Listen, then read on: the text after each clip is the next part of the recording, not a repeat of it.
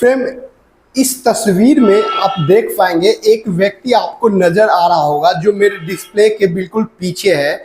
ये माथे पे टीका और चेहरे पे ललाहट, और ये आदमी अभी इस दुनिया में नहीं रहा। आज सोमवार है और सोमवार की सुबह 3 अज्ञात चिंदी चोरों द्वारा इनकी हत्या कर दी गई। ये हस्तपुष्ट खेलते हंसते देखने वाले व्यक्ति अब इस दुनिया में नहीं रहे।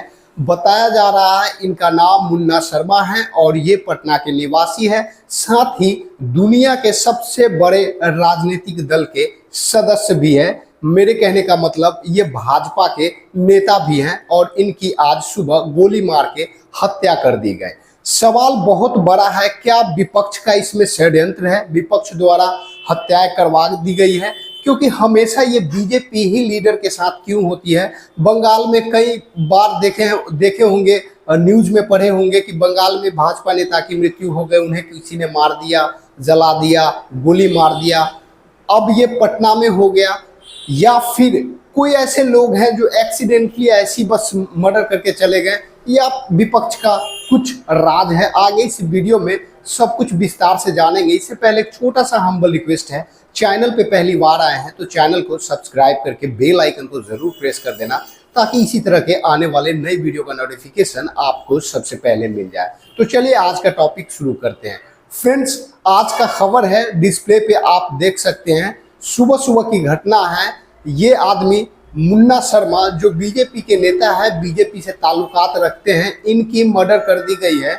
और इनकी मर्डर के पीछे जिन लोगों का हाथ है वो महज एक आम आदमी है जिन्हें इन्होंने जीवन में कभी नहीं देखा था। न उस आदमी का इनके साथ जड़ जोरू जमीन का झगड़ा है और ना ही कोई पुरानी दुश्मनी है, फिर भी इसकी हत्या कर दी गई। अब सवाल बनता है कि आखिर जब कोई दुश्मनी ही नहीं है, जब किसी जड़ जोरू जमीन का कोई लफड़ा ही नहीं है, तो फिर इनकी हत्या आखिर उन तीनों ने क्यों किया? तो पूरी खबर को हम सबसे पहले विस्तार से जानते हैं। आज सोमवार है और कल रविवार था। कल रविवार के रात इनके यहाँ इनके बेटे का छेका कार्यक्रम था। ये छेका बिहार में शादी से जस्ट पहले होने वाले कार्यक्रम को बोलते हैं।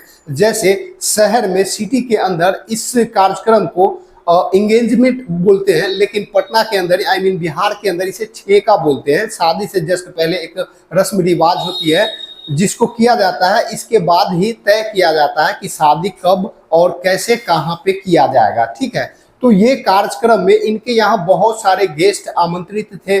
हमारे बिहार में ऐसा ही होता है, हम भी बिहार से बिलोंग करते हैं, या फिर कहीं भी कोई शादी या कोई फंक्शंस होता है तो हम गेस्ट को तो बुलाते ही हैं, निमंत्रण भेजते हैं, गेस्ट आते हैं, उनके साथ खाना पीना चलता है, एंजॉय होता है, वो पार्टिसिपेट लेते हैं। उसके बाद वो स्वयं ही कार्य खत्म हो जाने के बाद लौट जाते हैं। तो ऐसा ही इनके यहाँ हुआ, बेटे का छेका चल रहा था। छेके में कई सारे गेस्ट आए हुए थे।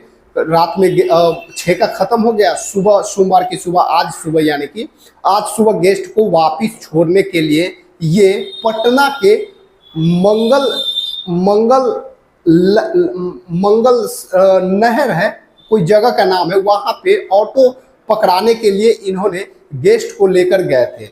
गेस्ट को इन्होंने प्रॉपर तरीके से ऑटो पकड़ा दिया। ऑटो वहाँ से स्टार्ट हो गया और गेस्ट को लेके चला गया। बस इनको घर वापस आना था। वापसी के दरमियान बगल में एक मंदिर मिला, वो मंदिर पर ये बैठ जाते हैं।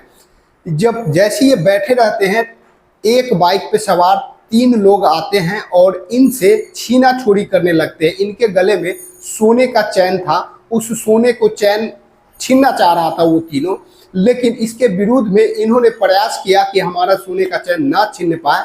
इसके चलते उन तीनों ने इन्हें गोली मार दी। मौके पर ये जमीन पे गिर गए और इनकी मृत्यु हो गई। मृत्यु हो जाने के बाद उन 3 में से एक अपराधी नीचे उतरता है बाइक से और इनके गले से चैन छीन के फिर से आराम से बाइक पे बैठ के और बड़े आराम से निकल जाते हैं।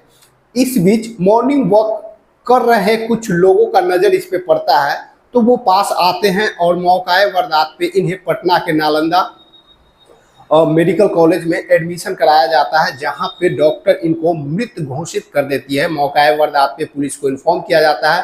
पुलिस की पूरी टीम आती है और टीम ऐसे नहीं आती है, इनको पोस्टमार्टम के लिए हॉस्पिटल भेजा जाता है। फिर पुलिस की पूरी टीम अब डॉग स्क्वाड टीम के जरिए छानबीन करती है और इसका संज्ञान लेती है और वहां आसपास में लगे सीसीटीवी कैमरा फोटोज को भी चेक करती है और ये जानने का प्रयास करती है कि इनका मर्डर क्यों हुआ है।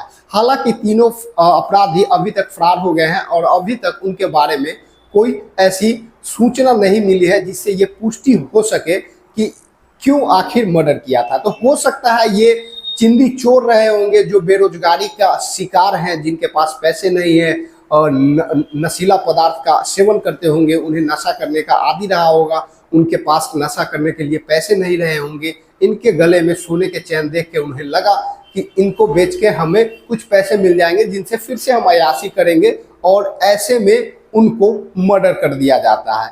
इसमें अभी पक्ष विपक्ष का कोई भी प्रतिक्रिया नहीं आया है। पटना पुलिस के तहत ये केस का जांच छानबीन कर रहा है। सबको घर वाले के हवाले कर दिया गया। पोस्टमार्टम करने के बाद आगे के जो क्रियाक्रम होगा वो तो घर वाले करेंगे ही, लेकिन पुलिस पूरी संज्ञान पूरी तरीका से इनमें इन्वॉल्व है और पुलिस पता लगाने की पूरी प्रयास हो रहा है।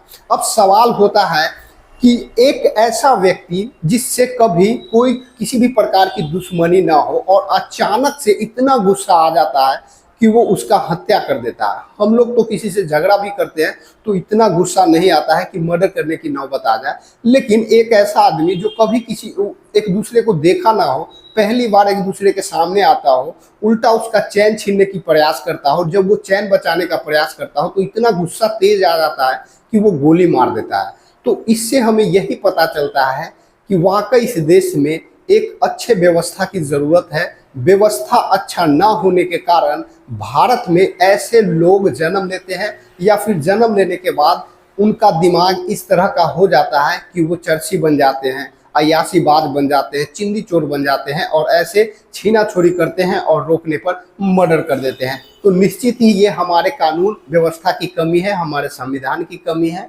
हमारे देश में जो लोकतांत्रिक रूप से सरकार चल रही है उनके द्वारा बनाए गए पॉलिसी की कमी है। तो इन सब चीज़ों में बदलाव लाना पड़ेगा, तभी जाके ऐसे लोगों की संख्या हमारे देश में कमी होगी, जिससे करप्शन भी रुकेगा, मर्डर भी रुकेगा, चोरी चमारी भी रुकेगा। बाकी आपका इस मुद्दे पर क्या ख्याल है वीडियो के कमेंट बॉक्स में ज़रूर बताना। जो भी आज की खबर थी वो मैंने कंप्लीटली अपने तरफ से बताने का प्रयास किया। इसी के साथ आज का वीडियो समाप्त होता है। मिलते हैं नेक्स्ट वीडियो में नेक्स्ट अपडेट के साथ, तब तक के लिए जय हिंद।